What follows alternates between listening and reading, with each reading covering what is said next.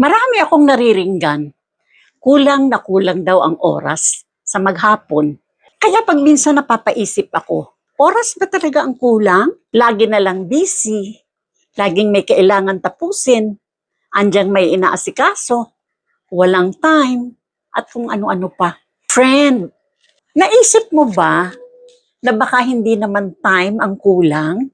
Baka kailangan mo lang pumili what actually matters dyan sa iyong schedule. Subukan mo kayang mag-prioritize. I-eliminate mo muna sa schedule mo yung mga non-essential activities katulad ng staying too long sa social media o kaya too much time sa pagmamarites. Gawin mo kayang priority ang sarili mo for once. Kahit na ngayon lang, itong araw na ito, just for 10 minutes. Subukan mo lang, mag-reflect ka, basa ka ng Bible and pray.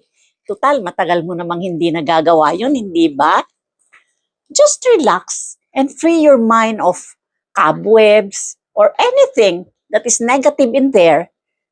Sure ako, mag-multiply ang time mo.